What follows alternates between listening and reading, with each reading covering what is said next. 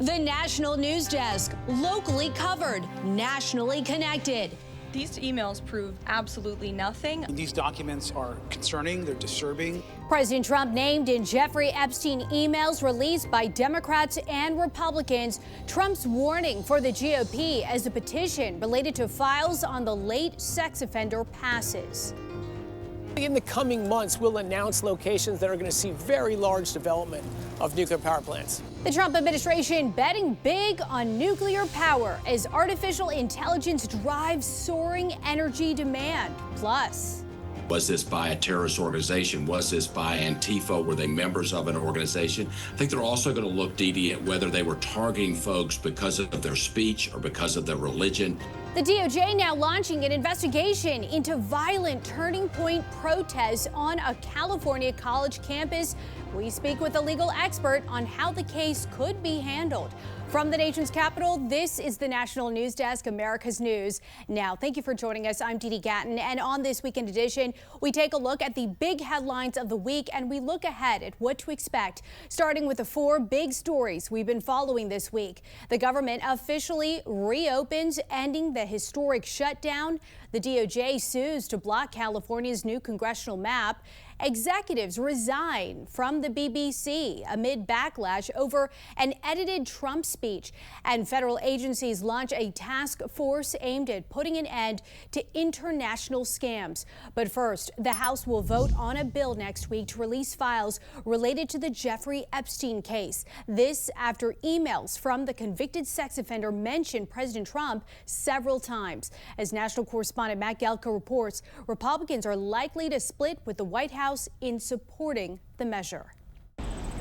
With the government shutdown over, the case of accused underage sex trafficker Jeffrey Epstein and his alleged connections to the world's most powerful people is back on the agenda for Congress. Enough members of the House signed on to force a vote next week on a bill that would mandate the Department of Justice release all Epstein files, despite Republican leadership being opposed. The discharge petition is not only reckless, it is also a totally moot point.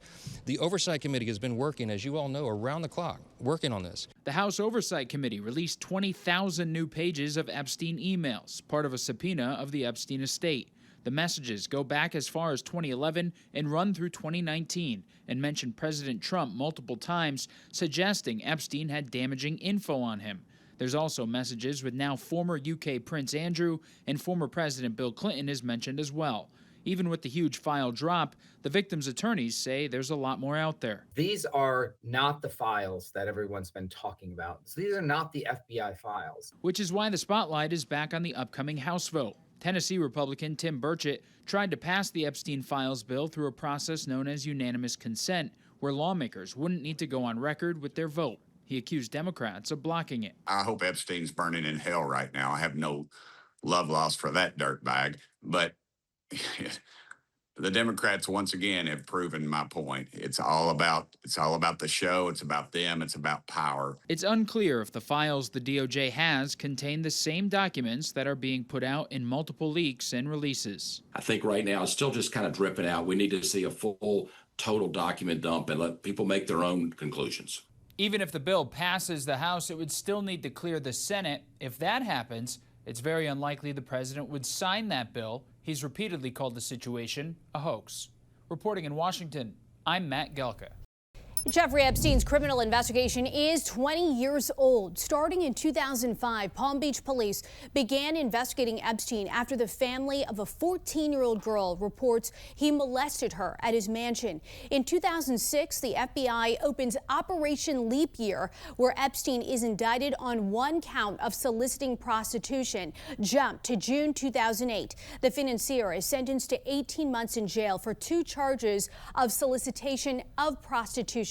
The following July, Epstein is released from jail. Then in 2019, he was arrested for federal sex trafficking charges. A month later, he is found dead in his jail cell while awaiting trial. His death ruled a suicide. Fast forward to 2024. A judge unseals court documents related to a civil lawsuit against Epstein.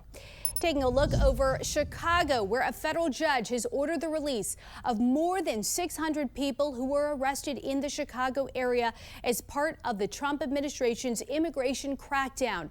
The judge ordered migrants without mandatory detention orders, and those who do not pose a threat must be granted bond by noon on November 21st. The plaintiffs alleged more than 3,000 people were arrested over a 4-month period.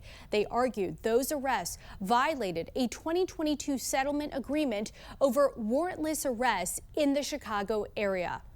As the war in Ukraine continues, the Russian army is making advances into southern and eastern Ukraine. Kyiv's top military commander said Moscow's forces overran 3 settlements in southern Ukraine.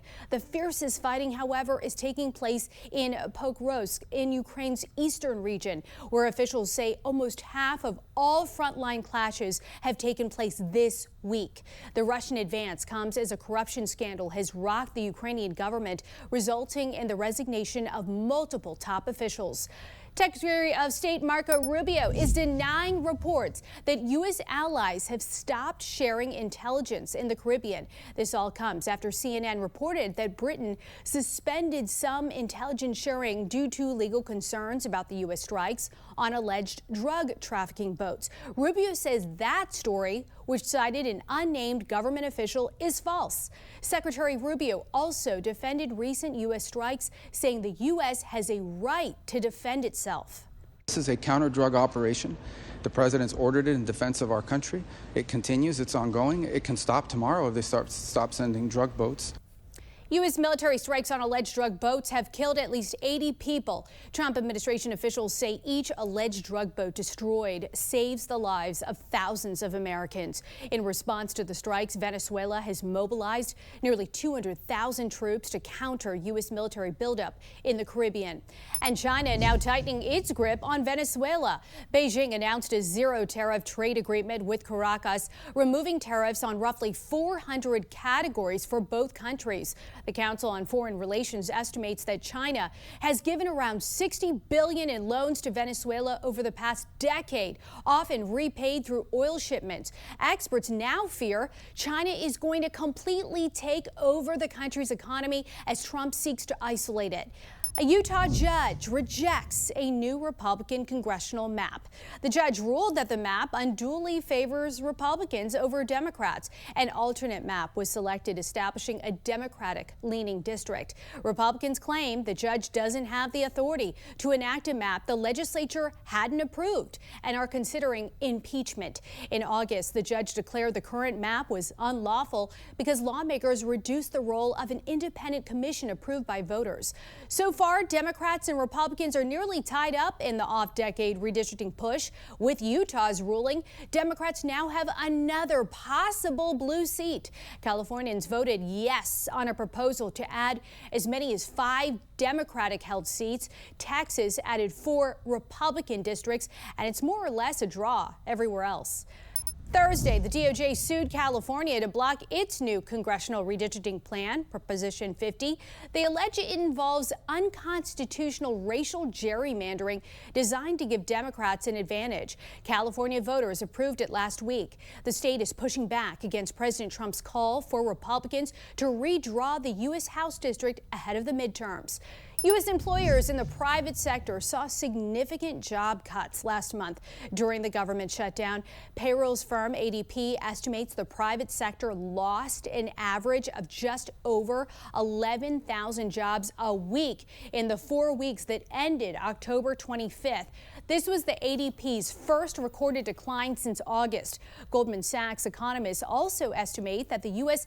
likely lost 50,000 private sector jobs in October. The rapid growth of artificial intelligence is driving up America's demand for power, and fast. President Trump says expanding nuclear energy is key to keeping up. National correspondent Kayla Gaskins joins us from the White House with what Energy Secretary Chris Wright is saying. For years, millions of Americans have watched their energy bills tick upwards. My electricity bills are higher. The reasons vary from state to state, from wildfires to natural gas prices. Inflation's played a role too, And now energy-hungry AI data centers are adding even more demand to the grid. As big tech focuses on developing AI, companies like Meta, Alphabet, and Microsoft are investing in nuclear energy to power those systems. We spoke with Energy Secretary Chris Wright. Big tech is a key part of the piece that's going to relaunch American nuclear power.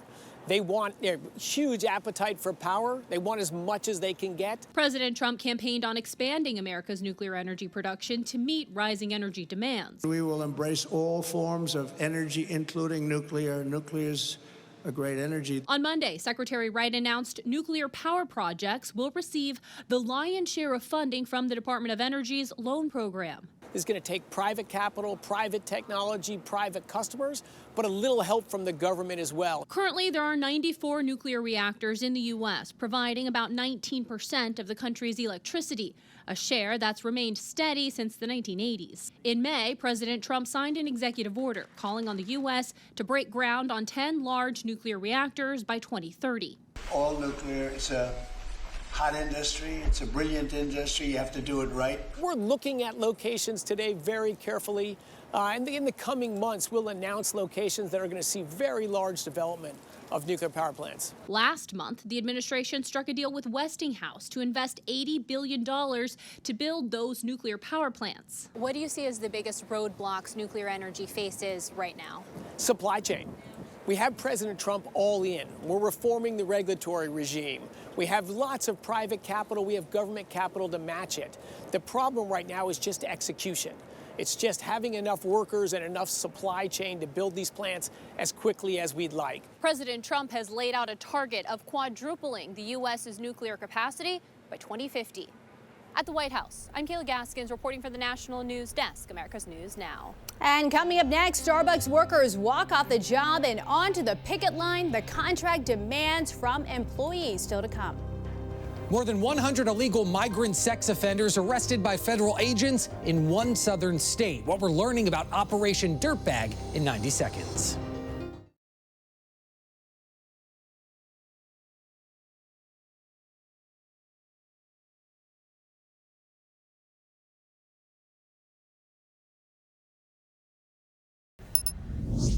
Now to Florida, DHS officials are revealing the details behind a major operation. Its agents arrested more than 230 people in the U.S. illegally, with more than 150 sex offenders included in that statewide bust. This operation was called Operation Criminal Return. I call it Operation Dirtbag, because these individuals were sex offenders. These individuals should have never been in our country to begin with. The fact that they were sexual deviants and perverts, and now we've gotten them off of our streets, it's remarkable, and we need to do more of it. According to DHS, crimes include attempted premeditated murder with a deadly weapon, aggravated battery, sexual assault, and also sexual battery. Now, Nome credits the partnership between federal investigators in the state of Florida, a model she hopes to see replicated in other states. Protests at UC Berkeley during an event held by Turning Point USA turned violent, sparking a DOJ investigation. This week, I spoke with former U.S. Attorney John Fishwick to break down that and much more. It's great to see you, John. First, a warning to some of our viewers. You might find this video we're about to show you tough to watch. John, what does this suggest about where this case goes now that the DOJ is investigating what happened? Well, I think the DOJ is obviously going to look into whether the violence and whether there were crimes committed. Obviously, you can't attack somebody, you can't assault somebody. And was this by a terrorist organization? Was this by Antifa? Were they members of an organization? I think they're also going to look, Dee, at whether they were targeting folks because of their speech or because of their religion. Would that bring in sort of hate crimes or civil rights law violations? So the federal DOJ can look into a lot of things, but they're going to look into the motivations for people for why they did the violence. That could make the case federal versus just being a local case. Looking at those motivations. All right, I want to pull up, because you mentioned Antifa, post by Attorney General Pam Bondi, in which she speaks about the riots at UC Berkeley. She said, quote, Antifa is an existential threat to our nation, appearing to suggest Antifa protesters' involvement. Obviously, this is going to be investigated, but what do you make, just from the jump, what do you make of Bondi's comments? Well, I think they're going to look to see, who may have funded individuals who committed acts of violence. What organization were they a part of? Follow the money, I think, will be a key thing there. Antifa has always been a difficult organization for folks to nail down, but the DOJ certainly has the power to do that through subpoenas, et cetera. They're going to want to look at bank records and organization to try to get to the top of the organization, not just to the folks who are on the ground, perhaps committing violence. And finally, to the Epstein files, do the emails released today, along with that alleged meeting between Ghislaine Maxwell and a DOJ official, do they raise any red flags to you? Was there anything surprising that caught your eye? What is your assessment? I think I'm with most of America. I think all these emails, et cetera, just need to be released. Let the public evaluate all this information. Folks have said they were going to release it, but they've never really been released in total. Let the American people look at these emails, make their own assessments. I think right now it's still just kind of dripping out. We need to see a full, total document dump and let people make their own conclusions. All right. Former U.S. Attorney John Fishwick, thank you as always for joining us tonight on the National News Desk. Thank you. The body of a missing coal miner has been found in a southern West Virginia mine. Governor Patrick Morrisey says crews found the body of 42-year-old Steve Lipscomb. Officials had been pumping water out of the mine to safely enter.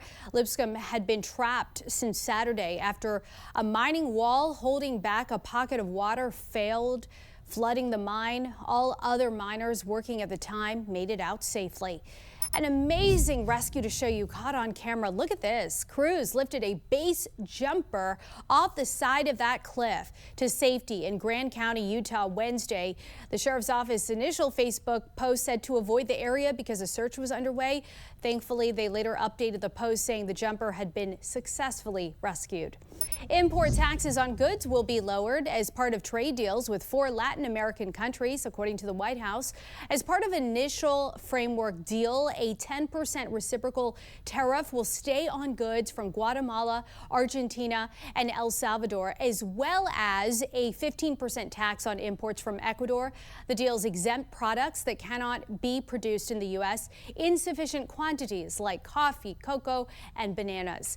More than 1,000 Starbucks union baristas went on strike Thursday at 65 U.S. stores in more than 40 cities. The strike coincided with one of Starbucks' busiest annual traditions, Red Cup Day. Workers are demanding better staffing and higher pay as they negotiate a new contract. The group says it's prepared to make it the longest strike in company history.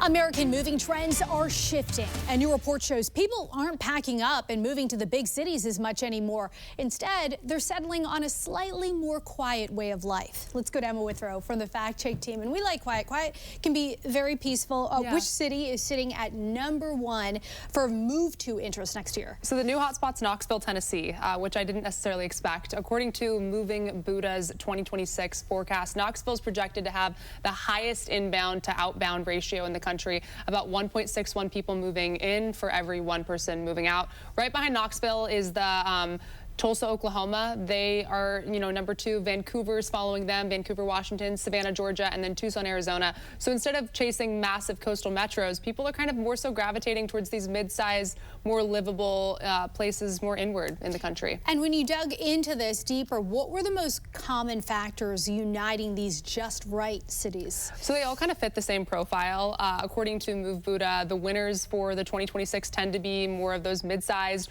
or even just big suburbs that are also anchored by a major university and heavily concentrated in the South and the Southwest. So out of the top 25 Move to cities, 20 are mid-sized, 11 have a big university anchor, and then almost half are in the South or the Southwest. So it seems like that's the place to be. Yeah, they're also great weather. Emma, right. Thank you. Later on, Emma will join us to dig into what's being called comeback cities and why Americans are relocating to cities that some thought were long forgotten. Dramatic uptick in shipwreck discoveries in Wisconsin waters. We'll explain. And a California teen battling an aggressive form of cancer. What he says is helping him make it through. We're back in 90 seconds.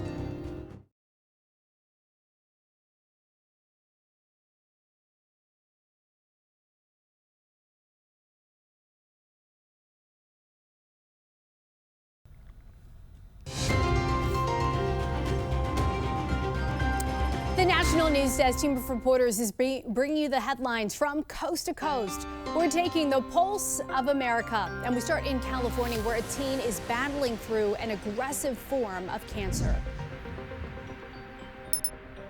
It's news no mother ever wants to hear.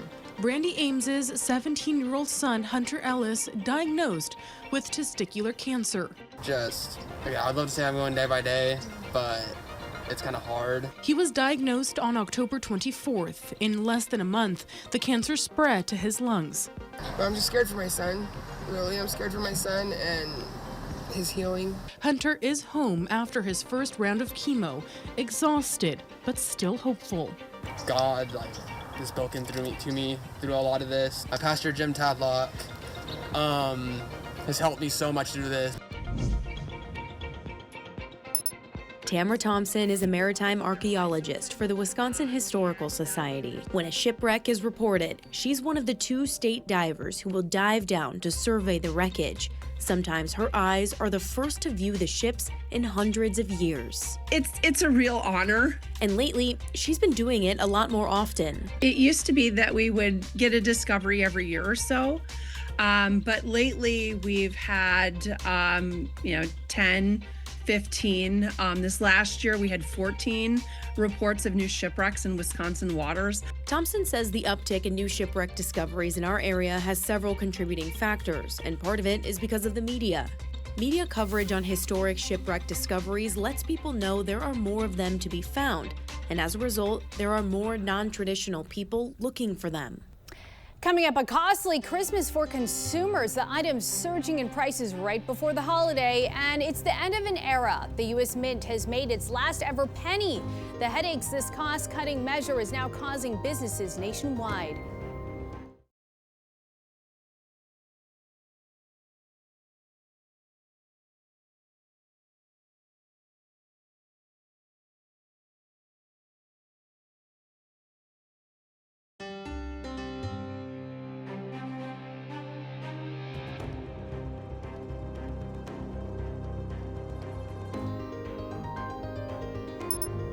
Taking a look at the top trending stories on our website right now, Apple launches a digital ID feature that can be created with passport information. The beta program will be accepted by over 250 airports nationwide. Plus, Jeff Bezos-owned Blue Origin successfully launched a mission to Mars. The first of its kind mission will send twin spacecraft to orbit the red planet simultaneously. NASA expects the spacecraft to reach Mars by September 2027. And PepsiCo is launching new versions of popular snacks, Cheetos, and Doritos that will have no artificial flavors or dyes. They are expected to hit store shelves next month. Those stories and much more available right now at thenationaldesk.com. Talking your money, tariffs are expected to impact the cost of artificial Christmas trees. That's because the trees are normally not mass-produced here in the U.S. This year, the cost of an artificial tree is expected to be up to 20% more expensive, costing over 60% more than in 2024. The higher prices are also expected to hit other decorations like Christmas lights and bulbs. Starting this month, Target is lowering prices on certain items in an effort to help family budgets this holiday season. Customers will see discounted hickory smoked bone-in ham apples, cold medicine, and more.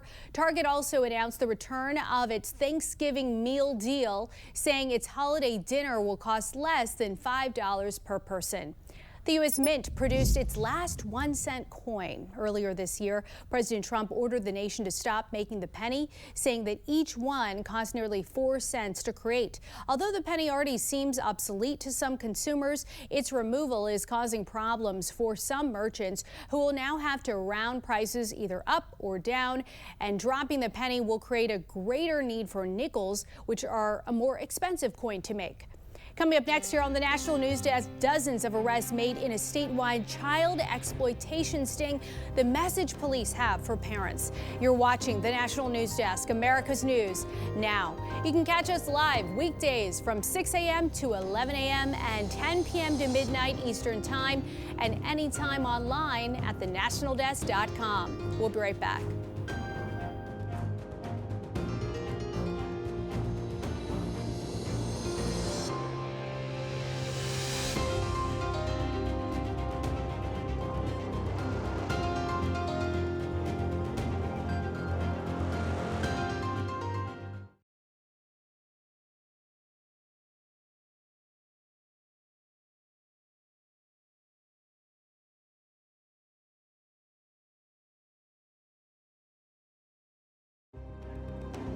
The National News Desk, locally covered, nationally connected.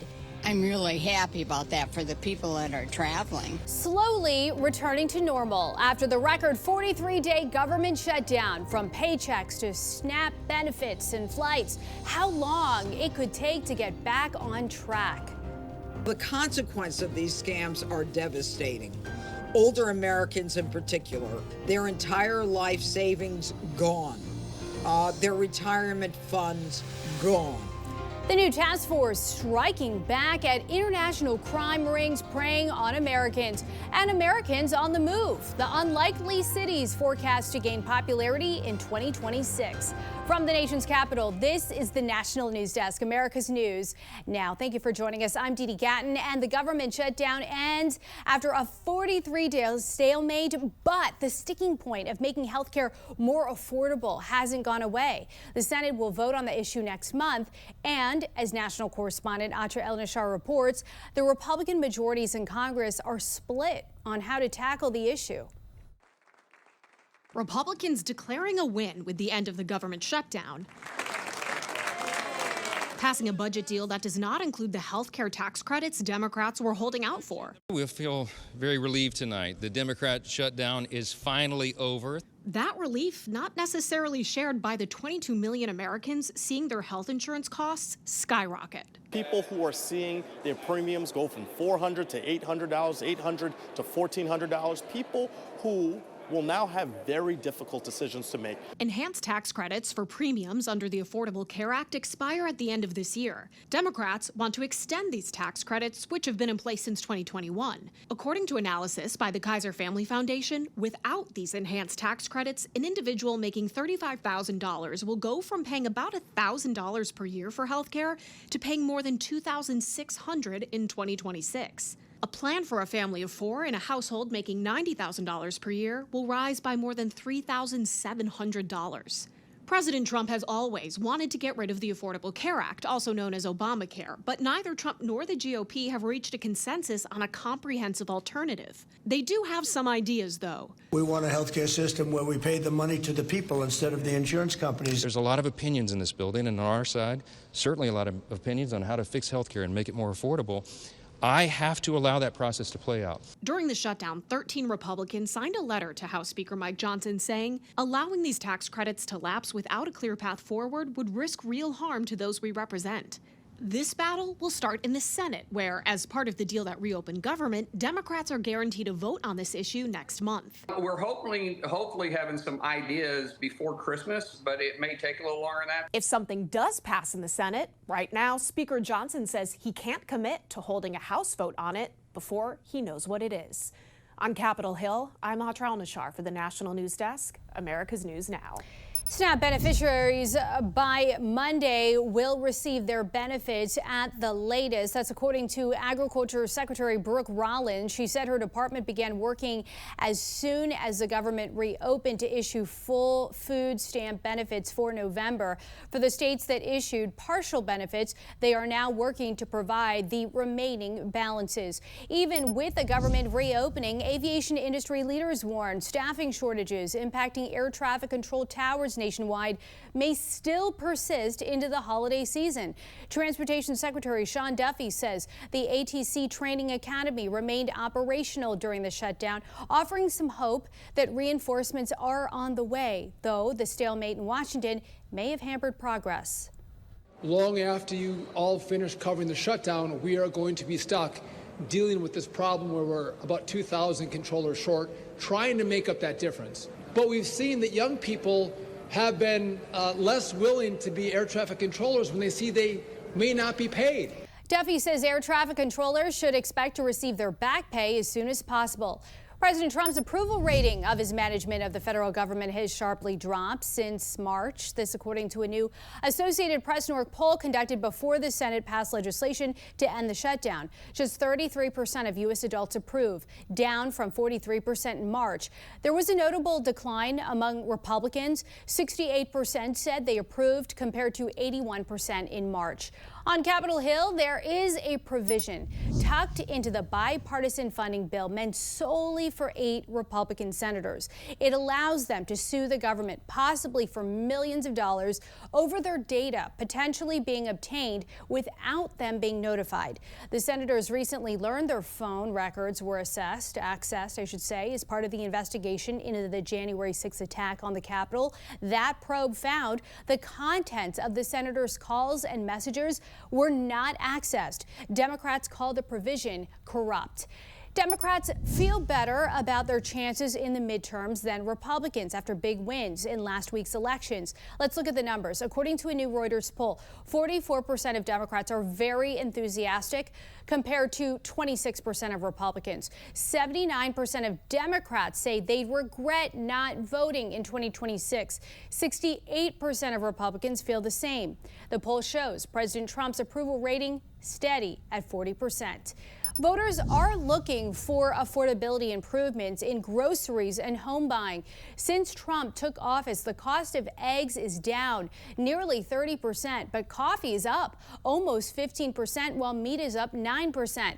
And this week, mortgage rates rose for the second week in a row after reaching the lowest level of the year. The average age of first-time homebuyers is also at an all-time high, with 40 as the median age. New developments, the BBC apologizing to President Trump for a misleading edit of his January 6th speech, but says there is no basis for a defamation lawsuit. The network sent a letter to the White House admitting its edit made Trump appear to call for violence. Trump's lawyers demanded an apology and threatened a $1 billion lawsuit. The public broadcaster's director general and news chief have resigned, citing damage to the organization. The Justice Department's D.C. office is creating a strike task force to dismantle international cryptocurrency scam operations, particularly those coming out of China. The force will work with the FBI, Secret Service, and Treasury and put a focus on what they're calling pig butchering schemes, where criminals send anonymous texts to victims with the aim of earning their trust before pulling them into scams.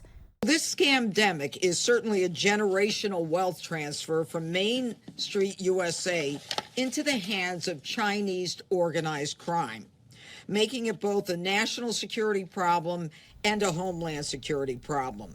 The FBI's Internet Crime Complaint Center reports that a 66% increase in crypto-related losses totaling about $9.3 billion last year. Much of the crimes originate from North Korea or China. New details. Cleveland Guardians pitcher Emmanuel Clase pleaded not guilty in an alleged MLB sports betting scheme. Clase was released on a $600,000 bond. Hours before his arraignment, the 27-year-old was arrested by the FBI at a New York City airport. Clase, who was returning from the Dominican Republic, was indicted earlier this month. He's accused of rigging pitches so sports bettors could make hundreds of thousands off fraudulent bets. And new developments, Major League Baseball, in tandem with its sports betting partners, will limit bets on individual pitches following the indictment of Clase and another Cleveland Guardians pitcher accused of rigging bets. This as federal charges against professional athletes in different leagues have rocked the sports world in recent weeks. As national correspondent Matt Gelka explains, some on Capitol Hill feel like there needs to be federal intervention before it's too late. 2 Major League Baseball players were hit with federal criminal indictments alleging Cleveland Guardians pitchers Luis Ortiz and Emmanuel Clase took bribes from sports bettors to rig certain pitches they threw in MLB games. Suspicious pitches that led to spikes in gambling activity tipped investigators off. The charges feature prop bets, which allow sports gamblers to bet on different things, like if a pitch will be a ball or a strike, or even how fast it might be. Ortiz's lawyer says his client is innocent. It's not just baseball. NBA player Terry Rozier was arrested last month by federal agents for allegedly getting a bribe after telling bettors that he'd leave a game early in 2023 due to injury. Investigations go far beyond the mainstream sports. Even table tennis leagues around the world have had their own match-fixing allegations. The sport is one of the most popular to bet on among online sports books. I think what you're seeing now is with the proliferation of sport gambling and the ease of which to do it, where you can just get on your phone and do it, there's just more opportunity. University of South Carolina sport and entertainment management professor Stephen Shapiro says the integrity of multiple sports leagues is on the line if scandals continue and fans lose faith that outcomes are legitimate. When that outcome comes into question, I think it can really hit the foundation of sport and have a real impact. So that's where I think leagues have to get out in front of this. The recent high-profile investigations have reignited a push in Congress for federal sports gambling regulation. The Safe Bet Act bans ads during live games, outlaws prop bets on college sports, and limits how artificial intelligence targets players and forms bets. Standards at the federal level, not to prohibit gambling, but to make sure we combat the twin dangers of corruption and addiction. Congress has some questions about sports betting. Last week, NBA officials met with congressional staffers after members from the House and Senate specifically requested a meeting with NBA Commissioner Adam Silver. He was not part of last week's talks. Reporting in Washington, I'm Matt Gelka for the National News Desk, America's News Now. In Massachusetts, state police say they've arrested dozens of people in a 3-day child exploitation operation dubbed Firewall. Officers arrested 56 people last week in nearly 40 communities for allegedly possessing, producing, and sharing child pornography or child enticement and other crimes. Those arrested range in age from 18 to 75. State police warn parents there is no profile when it comes to child exploitation. Taking a look at the 2026 moving trends, some bigger, older cities are staging real comebacks. Let's go to Emma Withrow for the Fact Check team with more on which cities are seeing the fastest growth in interest right now. Yeah, so the biggest comeback that I saw was St. Paul, Minnesota. According to Move Buddha, interest in St. Paul is up about 122% since 2019. That's the fastest growth of any city in their data set. And then you have Milwaukee, Wisconsin. Interest up is there about 48%. Then there's Chicago, up about 42%. Cleveland up about 36%, Fort Worth, Texas up about 33%. So even though the big national narrative has been, everyone's leaving big cities, but some of these upper Midwest and Great Lake metros are actually gaining a lot of momentum. Yeah, that's fascinating to see. And you also looked at U-Haul's 2025 migration data. Does that show the same kind of comeback for these big metro areas? Yeah, so U-Haul's data kind of fills in the who's moving where from side of the story. So for example, Chicago is seeing U-Haul arrivals from neighboring states like Indiana, Michigan, and Wisconsin, and from metros like Milwaukee, Indianapolis, and Detroit. That matches, what we looked at earlier. Move Buddha's finding that Chicago's interest is up more than 40% since 2019, and the list goes on and on. And with affordability and housing top of mind for so many people, helpful information. Emma, thank you so much. For more on this Fact Check Team topic, including links to their sources, scan the QR code or visit thenationaldesk.com. So to come, our team of correspondents breaks down this week in Washington, from the future of Obamacare to the Trump administration's push towards nuclear energy.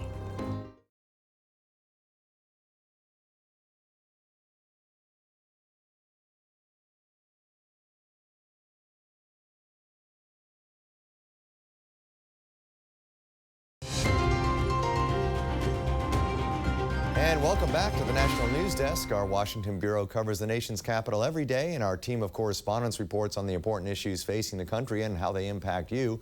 Now that the federal government is reopened, Congress's attention turning to the issue that led to the shutdown, the extension of Obamacare's subsidies. National correspondent Audra Elnishar. As Democrats continue to push for an extension, Republicans mulling over ideas about how to change or even end Obamacare. Right, Steve. President Donald Trump has always wanted to repeal the Affordable Care Act, also known as Obamacare, but neither he nor the Republican Party has offered a comprehensive alternative. Take a listen. There's a lot of opinions in this building, and on our side, certainly a lot of opinions on how to fix health care and make it more affordable. I have to allow that process to play out. We're hopefully having some ideas before Christmas, but it may take a little longer than that. Republicans do have some ideas. Trump wants to divert funds away from the ACA and give it directly to Americans to spend privately on health care. But those are just comments, right? We haven't seen actual text of proposed legislation. But we did see Republican Senator Bill Cassidy, who's also a medical doctor, pitch a version of that would keep the ACA in place and with its baseline tax credits, but divert money that was previously used for the enhanced tax credits that Democrats want to renew into pre-funded flexible savings accounts. For many Republicans, though, that does not go far enough. Ultimately, though, again, there's no concrete plan that Republicans have put forth yet to compete with Democrats who, as part of the deal to end the shutdown, are guaranteed a vote, as Markwayne Mullin there suggested, by Christmas. So we'll see this happen sometime next month. But ultimately, it doesn't really matter who has the better idea because Republicans hold majorities in Congress and control the White House. So even if they don't have much to offer on health care or can't coalesce around one thing, they will still decide how all of this ends. National correspondent Atra Elnishar, thank you. Meanwhile, as energy costs and electricity demand continue to rise, President Trump pushing a solution that had become an afterthought: nuclear power. National correspondent Kayla Gaskins, you spoke with Energy Secretary Chris Wright about the administration's efforts to break ground on new nuclear reactors in the next few years. I did, Steve. So revamping America's nuclear energy sector has been a priority of this administration.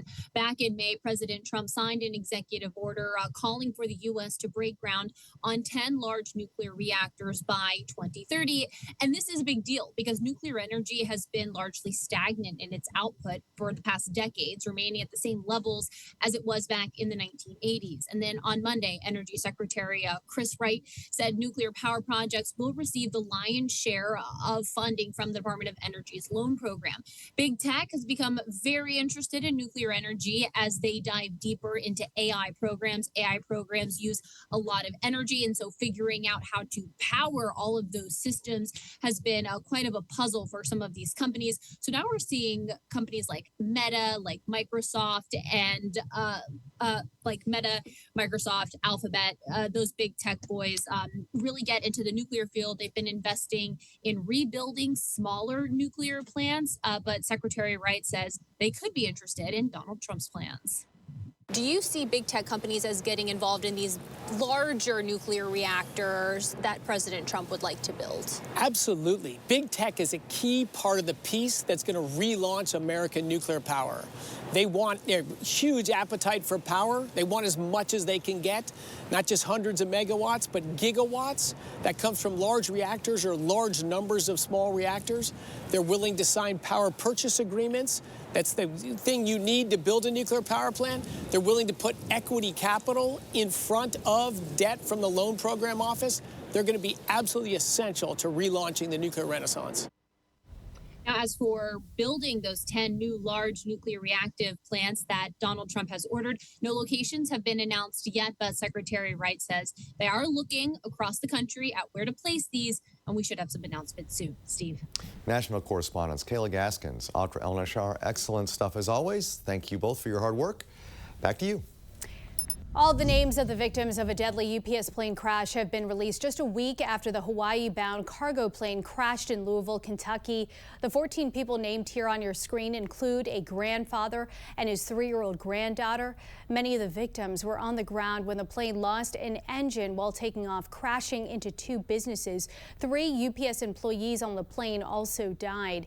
An investigation into the cause is ongoing. Happening now, Portland, Maine is signing on to a planned lawsuit against some major manufacturers over PFAS or forever chemicals. City council members cited potential environmental concerns like soil contamination, possibly from PFAS-laden firefighting foam once used at the Portland Jetport. It's a forever chemical, right? I mean, they're going to be there forever, so there's really not a bad time to start looking into whether we have that kind of contamination. Portland says it will work alongside law firms to investigate if PFAS is not only present at the Jetport, property, but at other city-owned properties as well. A new neurology study found that heavy drinking can cause an earlier and more severe stroke. Researchers defined heavy alcohol use as regularly consuming at least 3 drinks per day. Now, the study reports that those people had brain bleeds on average 11 years younger compared to those who drink less alcohol. It's linked to bleeding strokes, more severe brain bleeds, and earlier long-term brain damage. Coming up, the police chase that's sparking outrage. We show you the video gone viral out of Baltimore, and the tragic death of a 16-year-old climbing a power pole. We take you to the Utah community who says this has happened before.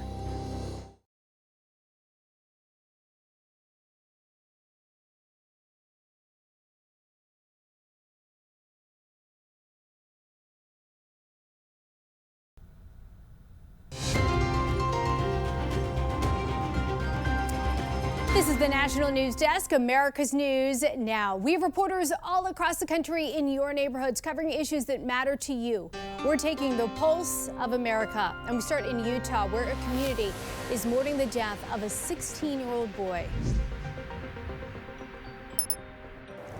I honestly believe that this accident shouldn't have happened last night. The community in mourning after a 16-year-old boy was shocked trying to climb this Rocky Mountain power pole and fell 60 feet shortly after 9 p.m. last night. He had serious injuries from burns as well as the fall and was later pronounced deceased at the hospital. The Davis County Sheriff's Office said the group of teens he was with stayed with him while they waited for first responders. This is the second time in 18 years a teenager died falling off this same power pole. In 2007, there was another fatality under similar circumstances. In the wake of this accident, I spoke with the parent of a girl who knew the boy who passed away. He was friends with my daughter, and they just recently became boyfriend and girlfriend.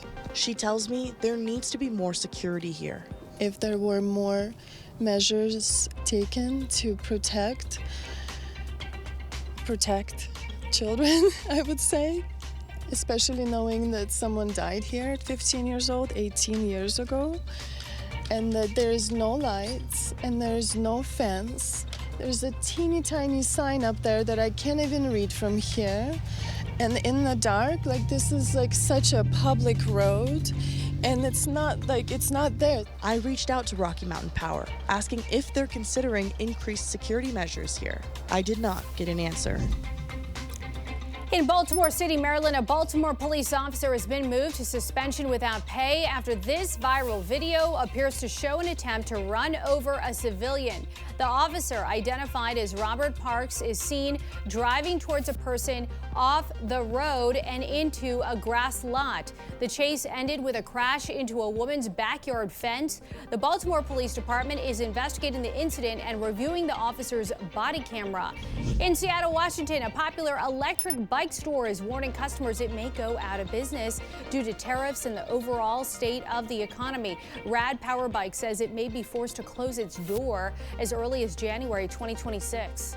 It was surprising to hear too, because several friends just bought them in the last few months. And I definitely thought it was one of those companies that would be around forever because it's always been here. The closure could lead to more than 60 employees being laid off. However, in a notice to the employees, the company said it's determined to save Rad.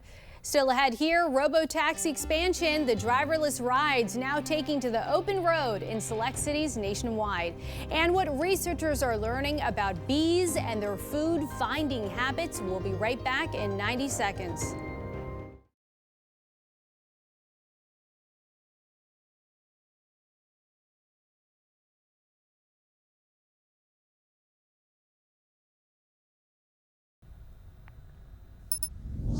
New details, Waymo is now the first robo-taxi to offer driverless rides on freeways in select U.S. cities. Previously, Waymo cars stuck to city and side streets and smaller highways.